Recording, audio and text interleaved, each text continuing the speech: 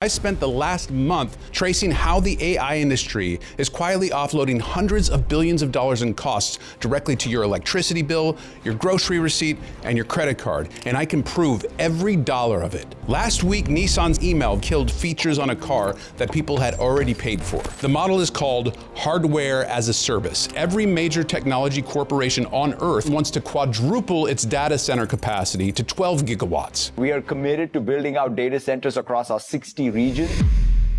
This is the end of ownership. And by the time this video is over, you will understand how the largest transfer of wealth in American history is being conducted. Not through legislation, not through taxation, but through the quiet systematic destruction of the things you thought you owned. In March 2026, Nissan permanently shut down the Nissan Connect EV application for every single Leaf built before May 2019. Tens of thousands of vehicle owners, one email, 1 month's notice, and just like that, the ability to check your battery or to charge from your phone, gone. The ability to preheat your cabin on a cold morning, gone. Remote charging management, gone.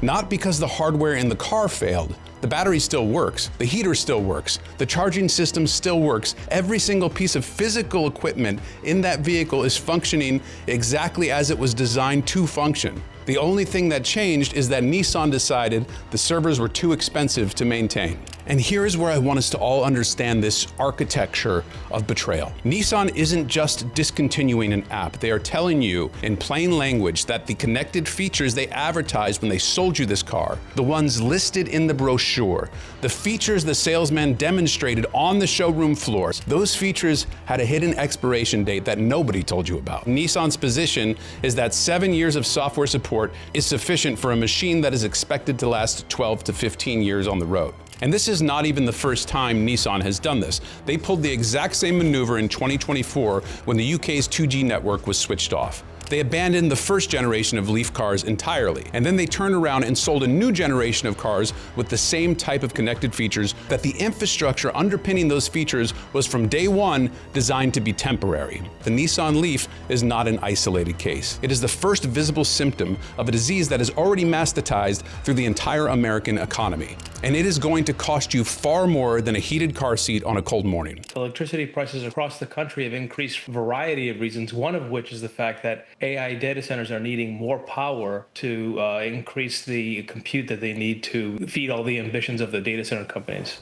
So let me walk you through the business model that is quietly replacing the American concept of ownership. Because what happened to the Nissan Leaf is not a glitch. It is not a failure of planning. It is a business model working exactly as designed. The model is called hardware as a service, and this is how it works. A corporation sells you a physical object, a car, a thermostat, a tractor, or a refrigerator. You pay full price for that object, so naturally you believe that you own it. But buried inside the object is a dependency, a software layer that connects to a server that the corporation controls. That software layer is what makes certain features of the object function, and the corporation retains absolute unilateral authority to turn that software layer off at any time and for any reason without your consent. This is not a conspiracy theory. This is the stated business strategy of virtually every major technology and manufacturing company on the planet. BMW tried to charge a monthly subscription for heated seats, features that were physically installed in the car, that the hardware was already built to deliver, locked behind a paywall after purchase. John Deere has spent over a decade fighting farmers in court for the right to repair their own tractors. Farmers who paid hundreds of thousands of dollars for a piece of equipment, and then they discovered that a software lock prevented them from fixing it themselves. They had to call a John Deere authorized technician at John Deere prices and on John Deere's schedule. Adobe, which once sold you Photoshop in a box for a one-time payment of $600, now charges you $23 a month forever. You never own it, you rent it. And if you stop paying for it, not only do you lose access to the software, you lose access to your own files, your own creative work, which was saved in Adobe's proprietary format. A university lecturer at Bournemouth, a man named Benjamin Gorman, he pointed directly to this when he was interviewed about the Nissan situation. He said that the tech world is shifting towards software as a service model, and he used Photoshop as the perfect example. Historically, you could buy it once and use it for as long as you liked, whereas now it typically requires an ongoing subscription. And what Gorman identified is the fundamental psychological trick at the heart of this entire scheme. They don't take ownership away from you all at once. That would provoke a revolt. They do it incrementally. First, they make the subscription optional, and then they make it standard, and then they make it mandatory. And by the time you've realized what's happened, you're paying rent on everything that you used to own. But the car in your driveway is where this stops being an abstract economic argument and it starts becoming a material threat to middle-class financial stability. A car is a physical asset. It is for most American families the second largest purchase that they will ever make. And if the manufacturer can reach into your driveway and degrade that asset's functionality at will, you are not a customer anymore, you are a revenue stream. And the moment that you stop generating sufficient revenue, you will be abandoned. Your car will be bricked, your thermostat will go dark, and your tractor will stop running. Not because it's broken, because you've been deemed unprofitable.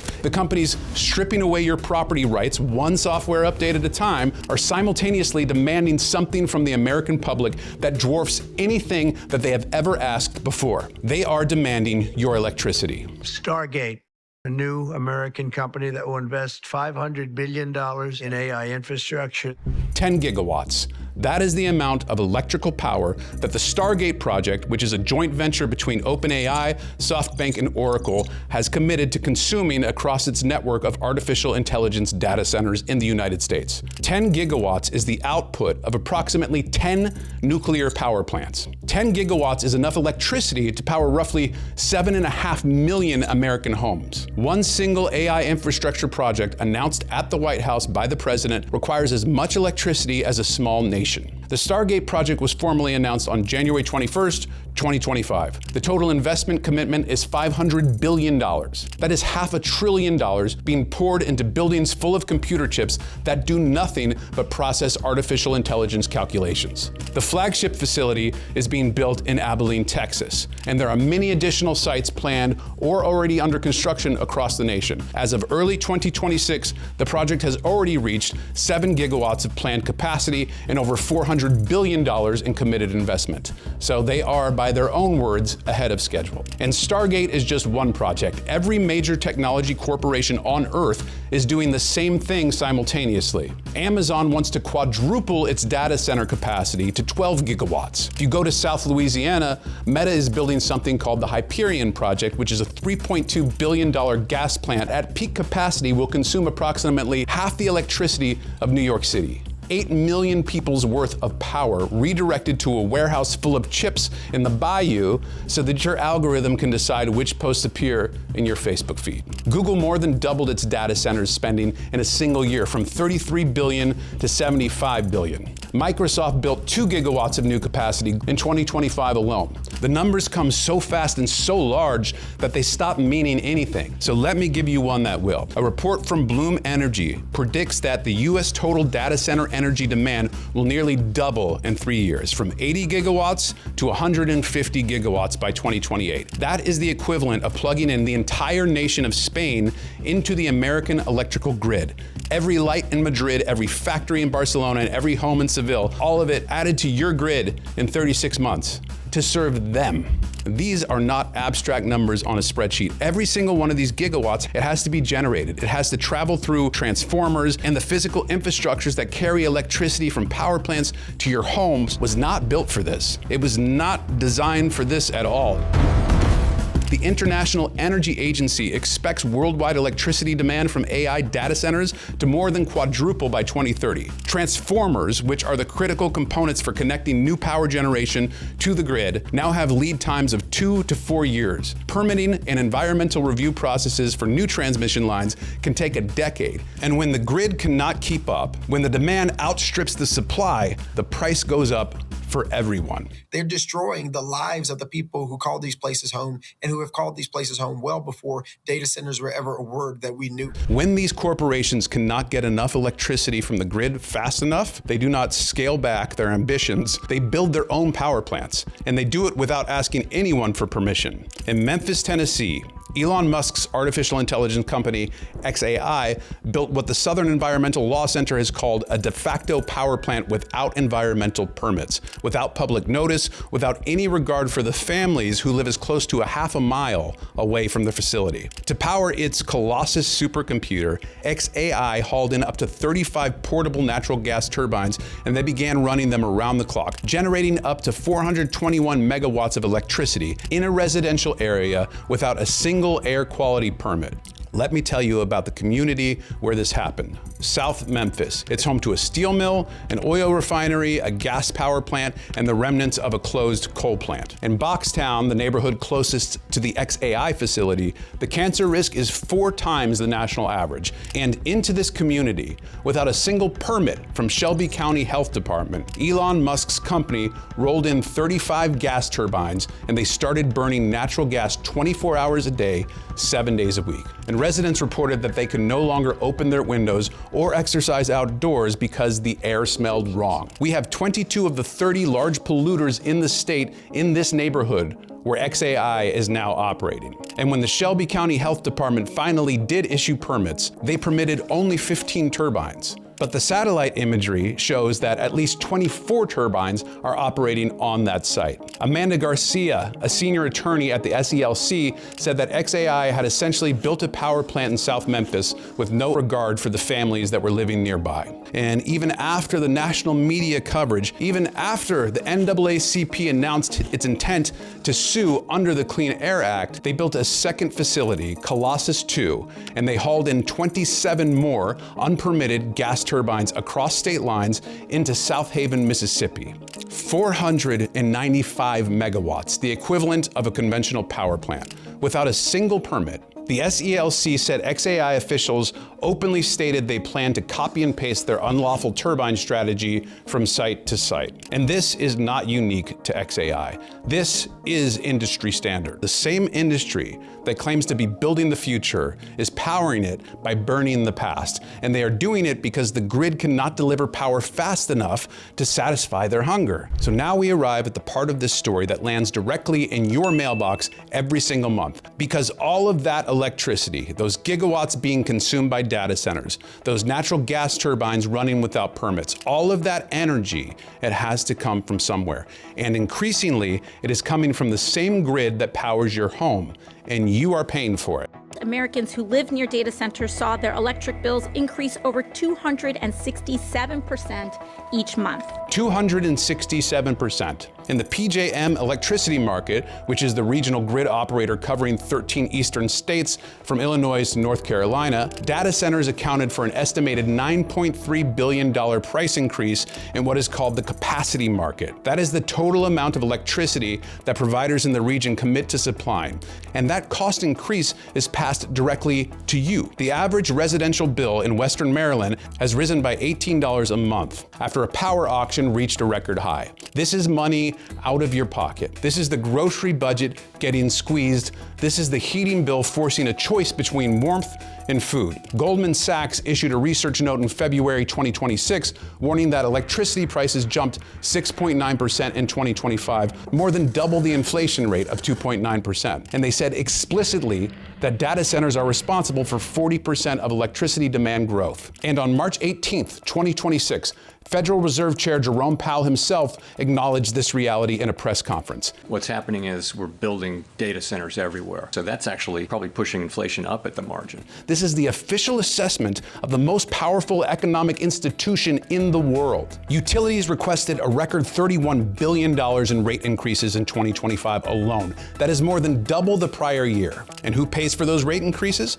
You do. Every single dollar of that $31 billion comes out of the pockets of American households and small businesses. A professor of energy policy at the University of Pennsylvania, Sanya Carly, she said the fundamental question is whether middle-class families should subsidize subsidize the electricity needs of companies worth trillions of dollars. When a single data center campus consumes more power than 100,000 homes, the traditional cost-sharing model breaks down. It breaks down is the polite academic way of saying that you are being robbed. Now, when confronted with these numbers, the technology industry has a standard response. They're going to be making their own electricity. They're not going to be taking from the grid. They promise you nuclear fusion. They promise you small modular reactors. This is what I call the fusion fantasy, and it is the most sophisticated form of corporate misdirection since the tobacco industry promised that filtered cigarettes were the safe alternative. Here's the facts. Commercial nuclear fusion does not exist. There is not a single nuclear fusion reactor on planet Earth that produces more energy than it consumes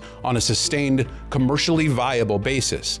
The most optimistic projections from the scientific community place commercial fusion at least 15 to 20 years away. Some credible physicists believe that it may never be commercially viable at all. Small, modular nuclear reactors, which are a real technology that could theoretically help, have not been deployed at anything approaching the scale necessary to power even a fraction of the data centers that are being built right now.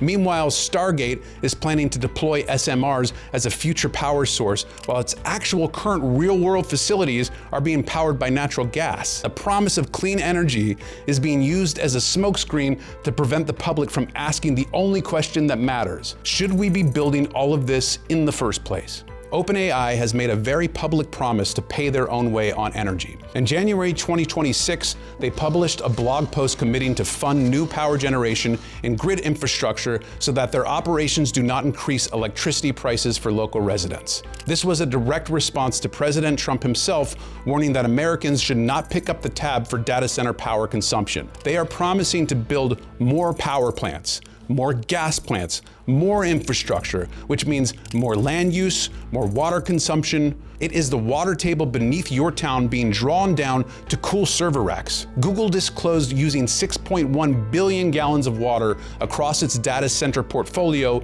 in one single year. And data center water consumption is expected to increase by 170% by 2030. And now I'm going to tell you about the mechanism by which these same companies are reaching directly into your wallet every single time you make a purchase. Companies may be using your data against you. It is called surveillance pricing, and that is when a company sets the price you see based on your unique habits and demographics. The most sophisticated price-fixing scheme in the history of commerce. Here's how it works. Every time you interact with a digital platform, every time you open an app or browse a website or search for a product, an AI algorithm is building a profile of you. It is recording what you click on, how long you look at that product, what time of day you shop, what device you're using, where you're located, what your zip code says about your income level, and even the battery level on your phone. Evidence shows that ride-sharing apps are charging different prices for the exact same rides at the exact same time. Researchers ran tests and found that riders with lower battery life on their phones were charged more. Is that crazy? Or what? The algorithm detects that your phone is about to die, and it knows you are less likely to comparison shop. It knows that you are more likely to accept whatever price is being offered because you need to book the ride before your phone shuts down. And so it charges you more, not because demand is higher, not because supply is lower, but because you are vulnerable. And the algorithm identified your vulnerability and they exploited it. Uber denies this specific claim. They say their dynamic pricing is based on supply and demand, not battery level. But a recent report presented to the House Oversight Committee found that Uber's AI-based pricing technology prices identical products differently from one customer to the next by an average of 11%. Another investigation found a 221% price difference in fares for two different users for the exact same trip in an identical time frame. One user was quoted $76.82, the other quoted $23.92. The same trip, the same time, $53 difference. How the hell does that square with supply and demand? In New York State, a new pricing disclosure law has taken effect that requires retailers using personalized pricing to post the following notice. This price was set by an algorithm using your personal data. Uber is one of the companies that started posting this disclosure, which means Uber itself is now legally acknowledging that your personal data is being used to determine what you should pay. The question is, what data?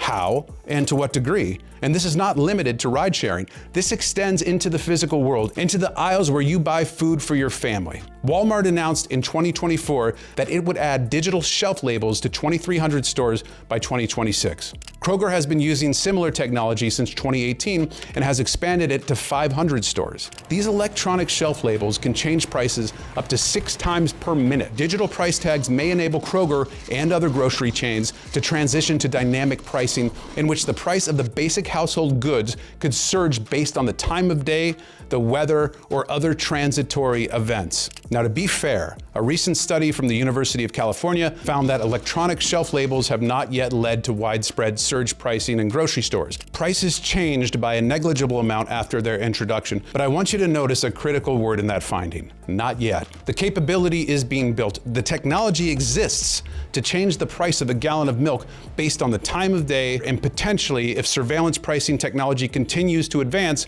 the demographic profile of the shoppers currently in the aisle. I'm not telling you this to panic you about your grocery bill. I'm telling you this because the infrastructure for a completely algorithmically controlled consumer marketplace is being assembled right now. Piece by piece, shelf label by shelf label, and by the time it is fully operational, it will be too late to dismantle it. And now we arrive at the final frontier of this financial parasitism. The one that is left unchecked will make everything I have described so far look like a minor inconvenience. And when you do, for example, crypto operation, you can send your money in the cloud somewhere and never recover it. It is called autonomous spending, and it is the moment when human consent is removed from the economy entirely. On February 10th, 2026, Coinbase announced that the official launch of what it calls Agentic wallets, financial infrastructure designed specifically for autonomous AI agents, not humans, agents, software programs. These wallets allow AI systems to independently hold funds, execute trades, and pay for resources without needing manual approval from a human at all. Brian Armstrong, the CEO of Coinbase, said, "Now agents can spend, earn, and trade autonomously and securely. One of the largest cryptocurrency exchanges in the world just built a financial system specifically designed to let artificial intelligence spend money without asking a human first. This is a live product. It is processing transactions. Over 50 million transfers have already been processed through underlying protocol." Now scale this up. Imagine an economy where thousands of companies have deployed millions of AI agents, each with their own agentic wallet, each authorized to make purchases, and each capable of getting trapped in a loop that burns through thousands and thousands of dollars before a human notices something is wrong. At Knight Capital, trading algorithms purchased $7 billion worth of stock in under an hour. That nearly bankrupted the company, and it forced its sale to a rival. And that was a controlled financial environment with sophisticated monitoring systems.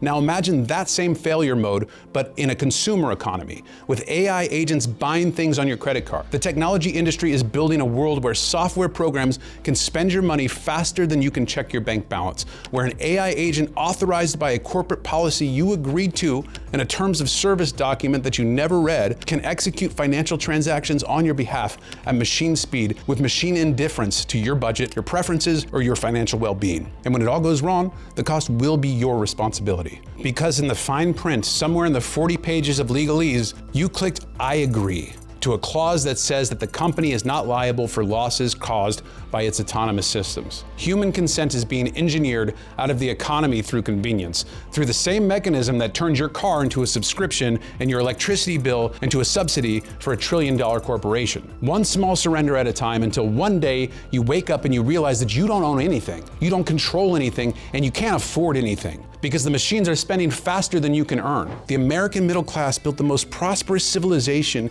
in human history on a simple foundation. If you work, you earn, you buy, you own. The foundation is being dismantled, wire by wire and server by server and subscription by subscription. And the companies are doing it, using your own electricity to power the demolition. So own your car and own your tools and own your appliances and own your data. Do not let them tell you that it belongs to them, because the end of ownership is not inevitable. It's a choice, and we can choose differently.